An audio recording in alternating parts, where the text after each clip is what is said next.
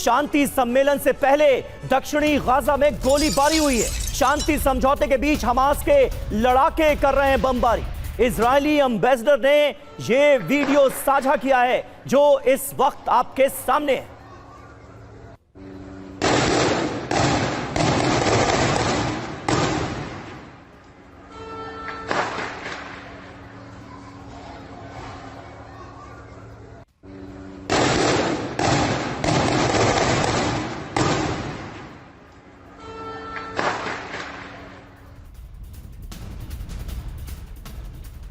और देखिए, शांति सम्मेलन से पहले गाजा में तैनाती की गई है। इजराइल ने गाजा में सेना की तैनाती बढ़ा दी है। तो गाजा को लेकर आखिर क्या होने वाला है मिस्र के शर्म अल शेख में, इस पर सबकी नजरें हैं। और ऐसे में गाजा के अंदर सेना की तैनाती बढ़ाता क्यों नजर आ रहा है इजराइल, ये है अहम सवाल। तस्वीरें देखिए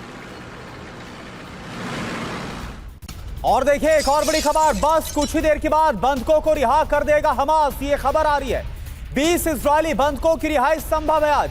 मारे गए 28 बंधकों के शव भी हमास की तरफ से लौटाए जाएंगे।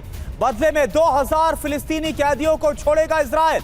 तो बस कुछ ही देर के बाद एक एक करके बंधकों की रिहाई भी हो जाएगी।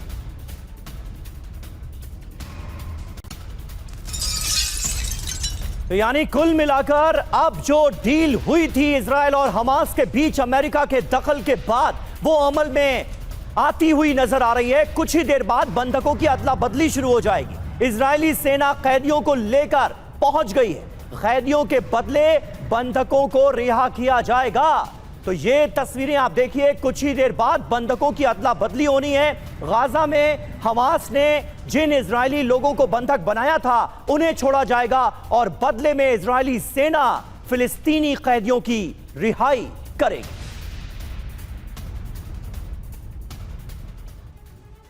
तो देखिए, यह बहुत बड़ा डेवलपमेंट है, लेकिन इस डेवलपमेंट के साथ ही साथ तमाम सवाल भी हर किसी के जहन में उठ रहे हैं कि आखिर अब गाजा का मुस्तकबिल क्या होगा। क्योंकि डील के तहत हमास को पूरी तरह से हथियार छोड़ने होंगे, यानी हमास को हथियार मुक्त होना ही होगा। क्या हमास इसके लिए तैयार होगा? क्योंकि कई लोग यह कह रहे हैं कि इस डील पर साइन करके हमास ने अपने डेथ वारंट पर साइन कर दिया है। थोड़ी देर में बंधकों की रिहाई हो सकती है, लेकिन गाजा में युद्ध विराम के लिए मिस्र में ट्रंप की अध्यक्षता में पीस समिट होने वाली।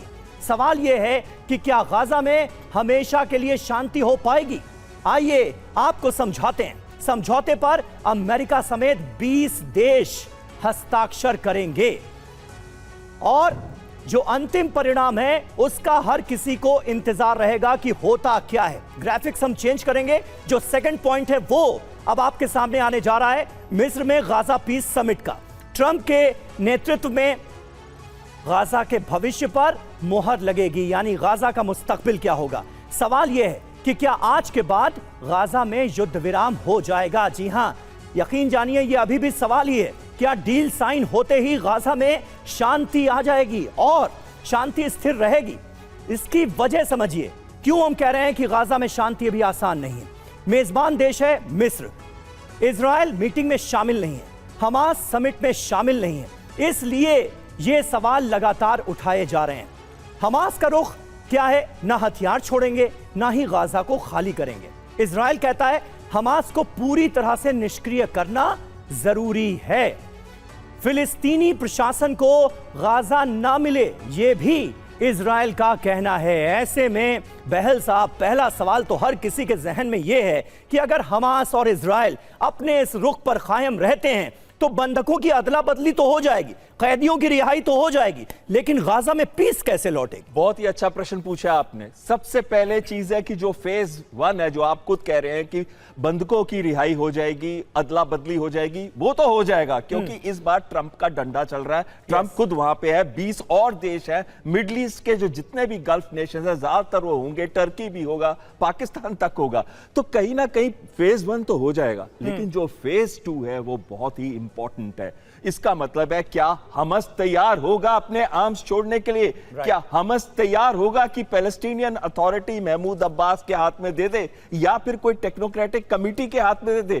क्या जो पीस बोर्ड की बात की जा रही है, सबसे बड़ी इंपॉर्टेंट चीज उसमें टोनी ब्लेयर को कहते हैं कि ट्रंप के नीचे टोनी ब्लेयर जो एक्स प्राइम मिनिस्टर हैं यूके के, वो क्या गवर्नर की तरह रोल प्ले करेंगे? और एक चीज बहुत क्लियर है कि इसमें इंटरनेशनल स्टेबलाइजेशन फोर्स की जरूरत है। क्यों जरूरत है? क्योंकि डिफेंस मिनिस्टर इजराइल ने कहा है कि मैं हम सभी के सभी टनल्स को बर्बाद कर देंगे, पर अभी तो आईडीएफ एक विड्रॉल लाइन के पास चली गई है, क्या वो वापस अंदर आ जाएगी गाजा सिटी के अंदर? ये बड़ा महत्वपूर्ण क्वेश्चन आया था। इसका मतलब है कि इंटरनेशनल स्टेबलाइजेशन फोर्स को आना पड़ेगा, जिसमें इंडोनेशिया ने कहा वो 20,000 देंगे और यूरोप के कुछ देश हैं वो भी कह रहे हैं कि हम भी कंट्रीब्यूट करने को तैयार हैं। तो अगर इंटरनेशनल स्टेबलाइजेशन फोर्स आ जाती है और अगर ट्रंप का डंडा कंटिन्यूअसली चलता है और अगर इजरायली डिफेंस फोर्सेस वापस हमले नहीं करती है जी, तब हमास को फोर्स किया जाएगा कि आप अपने आर्म्स डालिए और आपका इसमें कोई रोल नहीं होगा। अगर ये नहीं होता तो ये वापस युद्ध जैसी सिचुएशन। बिल्कुल अश्मिदर सर, और हमने देखा भी है कि 2 साल में बीच में अल्पविराम देखा भी गया सीज फायर में और अदला बदली हुई है प्रिजनर्स की और बंधकों की, लेकिन फिर से बारूद जमकर बरसा है। हमास ने 7 बंधकों को रिहा किया है और जो जितने भी होस्टेज बताए जा रहे हैं वो 7 हैं। आईडीएफ का दावा है कि 7 बंधक वापस लौटे हैं, यानी इजराइल डिफेंस फोर्स ये दावा कर रही है कि 7 बंधक हमास के चंगुल से वापस लौटे हैं।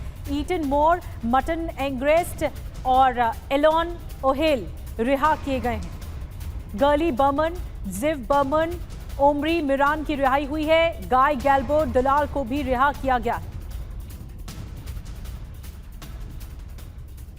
एक और बड़ी बात यह है कि इजराइल में बंधकों की रिहाई का स्वागत भी हुआ है। बंधकों को रिसीव करने पहुंचे लोग, उनके अपने सड़क के दोनों किनारों पर लोगों की भीड़ देखने को मिली। जब बंधकों की रिहाई हुई तो आप देख रहे हैं लोग उन्हें रिसीव करने पहुंचे। एक और बड़ी बात यह है कि 20 बंधकों की रिहाई अब हमास करेगा। हमास ने सभी बंधकों के नाम जारी कर दिए हैं। अपनों के इंतजार में बंधकों के परिवार हैं। रिहाई वाली जगह पर लोगों की बहुत भारी भीड़ है। ये हम तस्वीरें भी दिखा रहे हैं, लेकिन 20 बंधकों की ये देखिए, ये तस्वीरें जारी की गई हैं। इन्हें रिहा किया जाएगा।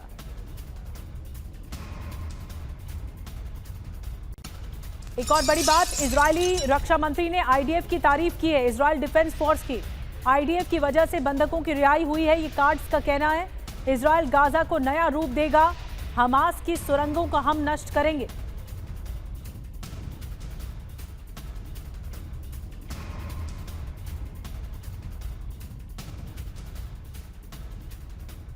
और गाजा में युद्ध विराम को लेकर ट्रंप ने 20 सूत्रीय एजेंडा बनाया है, जिसकी 10 बड़ी बातें अब हम आपको बताने जा रहे हैं। जो ट्रंप का शांति सम्मेलन है, क्या यह खत्म होगा रण जो अब तक चल रहा है? पीस प्लान की 10 बड़ी बातें आपको बता रहे हैं। फौरन युद्ध रोकना, पहली बड़ी बात। इजराइल हमास के बीच सहमति बनी तो संभव। दूसरा, इजराइल पीछे हटेगा, गाजा से आईडीएफ धीरे धीरे पीछे हटेगी। और डोनाल्ड ट्रंप की तस्वीरें आपको दिखा रहे हैं, पहुंच चुके हैं इजराइल और जैसे मुट्ठी बांध के वो साइन दिखाते हैं कि पहुंच चुके हैं इजराइल और उनकी मुलाकात होगी बेंजामिन नेतन्याहू से। बेन गुरियन एयरपोर्ट पर रेड कार्पेट बिछाया गया है ट्रंप के स्वागत के लिए।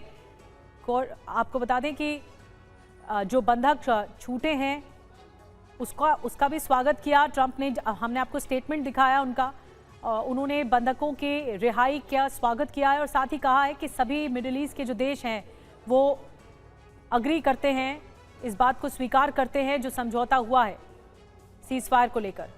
और देखिए, मुलाकात करते हुए डेलीगेशन से, जो इजराइल का डेलीगेशन है वो मौजूद है बेन गुरियन एयरपोर्ट पर। अब मुलाकात कर रहे हैं, उनके कंधे पर हाथ रखा है नेतन्याहू के डोनाल्ड ट्रंप ने। और ये जेस्चर्स बहुत कुछ कहते हैं, ये बॉडी लैंग्वेज बहुत कुछ कहती है। डोनाल्ड ट्रंप और इजराइल के प्रधानमंत्री बेंजामिन नेतन्याहू के बीच में जो केमिस्ट्री है वो साफ तौर पर तस्वीरों में हम देख पा रहे हैं। और यही केमिस्ट्री आगे का जो प्लान ऑफ एक्शन है वो भी तय करेगी, क्योंकि आगे चलकर जो पीस समिट होना है उस पर सबकी निगाहें हैं। क्या वाकई गाजा में हमास को लेकर शांति स्थापित हो पाएगी? क्या हमास सभी शर्तों को मान लेगा? क्या पूरी तरह से रेडी हो जाएगा हमास अपनी ज़मीन खुद छोड़ने के लिए? और क्या, क्योंकि जैसा कि हमारे जानकार बता रहे थे, ब्रिगेडियर शरदेंदु जी से बात हो रही थी कि काफ़ी हद तक 80-90% तक मार्जिनलाइज हो चुका है हमास का नेटवर्क गाजा में। तो ऐसे में क्या इजराइल कामयाब हो पाएगा? ये बहुत बड़ी लड़ाई थी और जिस तरह का युद्ध छिड़ा था उसके बाद शांति की अपील की गई थी डोनाल्ड ट्रंप की तरफ से, और अब ये महत्वपूर्ण दौरा मिडिल ईस्ट का, जो देश शामिल हो रहे हैं, 20 देश मिलकर पीस समिट में हिस्सा ले रहे हैं, उन देशों के बारे में भी हम आपको बता रहे हैं। आप ग्राफिक्स के माध्यम से देख पा रहे हैं इनमें कौन कौन से देश हैं और जो पीस डील के गवाह बनेंगे ये देश, अपनी अपनी बात रखी जाएगी, बाकायदा हस्ताक्षर होंगे। और देखिए डोनाल्ड ट्रंप की तस्वीरें पहुंच चुके हैं इजराइल बेन गुरियन एयरपोर्ट पर। अब यहीं से ही मिस्र की तरफ आगे बढ़ेंगे और वहीं पर पीस समिट है। एक एक अधिकारी से उनका मिलना, उनकी बातचीत करना, ये संवाद बहुत महत्वपूर्ण है। और इजराइल हमेशा से ही इस बात का हितैषी रहा है कि अमेरिका ने उनकी बहुत मदद की है। अब तक गाजा युद्ध के दरमियान बहुत मदद की गई है। अमेरिकन राष्ट्रपति को लेकर, शांति पुरस्कार को लेकर भी एक बड़ी पैरवी की नेतन्याहू ने। इस बीच हम ये तस्वीरें भी आपको दिखा रहे हैं कि बंधकों की रिहाई के लिए, जब बंधक रिहा होंगे तो अपने पहुंच चुके हैं उन्हें रिसीव करने के लिए। ये तस्वीरें भी हम दिखा रहे हैं, इन तस्वीरों पर नजर रहेगी। लेकिन पीस समिट में शामिल होगी फिलिस्तीन अथॉरिटी भी। अथॉरिटी के अध्यक्ष महमूद अब्बास समिट में हिस्सा लेंगे। ये देखिए, ये बहुत महत्वपूर्ण है। फिलीपींस अथॉरिटी पीस समिट में शामिल हो रही है। जो खाका तैयार होगा, जो फॉर्मेट तैयार होगा पीस समिट में, पीस के कम्युनिकेशन को लेकर, इंटरैक्शन को लेकर, वो बहुत महत्वपूर्ण होगा। गाजा पीस प्लान पर ट्रंप को झटका जरूर लगा है, क्योंकि शांति पर हमास ने ट्रंप का प्रस्ताव ठुकरा दिया है। यह भी बड़ी खबर है। शांति समझौते पर हस्ताक्षर नहीं करेगा हमास, ये इस वक्त निकल कर आ रहा है। अब क्या होता है पीस समिट में, ये तो वक्त बताएगा। लेकिन जो पहला बड़ा झटका बताया जा रहा है ट्रंप के लिए, वो ये कि शांति समझौते पर हस्ताक्षर नहीं करेगा हमास। हमास के प्रवक्ता हुसम बदरान का बयान आ चुका है, पीस समिट में शामिल नहीं होंगे। और गाजा के भविष्य पर देखिए बहुत बड़ा सवाल है। हमास ने प्रस्ताव ही ठुकरा दिया है, तो जिस बिना पर, जिस आधार पर यह पीस समिट हो रही है, वो प्रस्ताव ही अगर ठुकरा दिया जाए तो फिर आगे बातचीत कैसे बढ़ेगी? हमास का दावा क्या है? ट्रंप का 20 सूत्रीय शांति समझौता निष्पक्ष नहीं है, यानी ट्रांसपेरेंट नहीं है। गाजा से हमास को बाहर करने की बात बेतुकी है। शांति समझौते को लागू करना काफी जटिल है, ये हुसम बदरान की ओर से कहा गया, जो हमास का प्रवक्ता है। अब बड़ी बात देखिए, हमास के आक्रामक रुख से गाजा में शांति पर सवाल है। हमास न तो गाजा छोड़ेगा और न ही हथियार, फिर शांति कैसे स्थापित होगी? यही सबसे बड़ा सवाल है। इसी को लेकर तो पीस समिट हो रही है। और एक और बड़ी बात, युद्ध विराम के बीच गाजा में आईडीएफ की तैनाती की गई है। समझौते के तहत गाजा के बाहरी इलाकों में आईडीएफ का 53% जगहों पर कब्जा है। साथ मौजूद हैं शरदेंदु सर। पहले ही झटका लग गया, पीस समिट से पहले ही हमास ने हस्ताक्षर करने से ही मना कर दिया कि जो भी पीस समिट हो रही है, जो पीस का समझौता होगा, हमें स्वीकार नहीं है।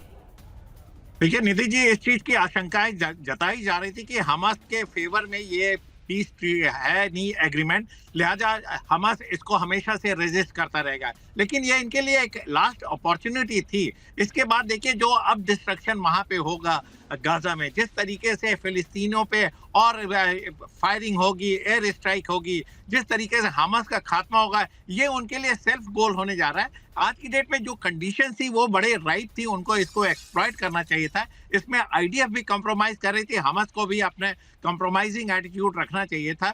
कहीं ना कहीं मेरे को लगता है कि अगर वो पीस पे इस पर साइन करते या इस पीस प्रोसेस को और आगे बढ़ाते तो आगे आने वाले दिनों में हमास बिल्कुल खत्म हो जाता है, ऐसा मेरा मानना है। इसी वजह से उनकी लीडरशिप इसको एग्री नहीं कर रही थी। लेकिन अभी भी समय है, टाइम है, आप अपने स्टैंड बदल सकते हैं। इसमें इजिप्ट, कतार और तमाम मुस्लिम देश उनके ऊपर एक प्रेशर बनाए। लेकिन जिस तरीके का हार्डन एक्शन हमास ने अभी बोला है वो एक वेलकम स्टेप नहीं है। ये फिलिस्तीनियों के हक के खिलाफ जाएगा, क्योंकि निधि जी आपको ध्यान रखना होगा कि देखिए कुछ दिन पहले तक यूरोप के कई देशों ने फिलिस्तीन को रिकॉग्नाइज करना शुरू कर दिया था। एक फेवरेबल हवा फिलिस्तीनी के फेवर में बह रही थी, उसको हमें मानना चाहिए, एक्नॉलेज करना चाहिए था। हमास अगर इसी तरीके से अपना जिद्दी रवैया अपनाएगा और अपने ही लोगों की रक्षा, अपने ही लोगों के लिए आगे कॉम्प्रोमाइज नहीं करेगा, तो आप कैसे इस चीज को आगे बढ़ाएंगे? बिल्कुल, तो कैसे बढ़ पाएगी ये पीस समिट आगे, यही सबसे बड़ा सवालिया निशान है और इसीलिए ही ट्रंप पहुंच रहे हैं। तो क्या ट्रंप मना पाएंगे? अब देखना होगा कि जो गेंद है वो हमास के पाले में है, क्या हमास मानेगा? मैं आऊंगी सर आपके पास। गाजा पर इजरायली सेना की चेतावनी भी सामने आई है, गाजा फिर इजराइल के लिए खतरा न बने। आईडीएफ चीफ एयाल जमीर ने कहा है हमास के खिलाफ एक्शन से हमारी जीत हुई।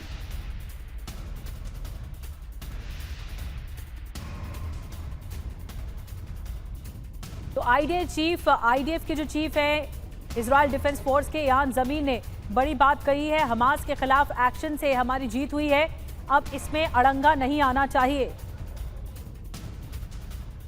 फिर से खतरा नहीं बनना चाहिए हमास को, इजराइल के लिए बड़ी बात कही गई है।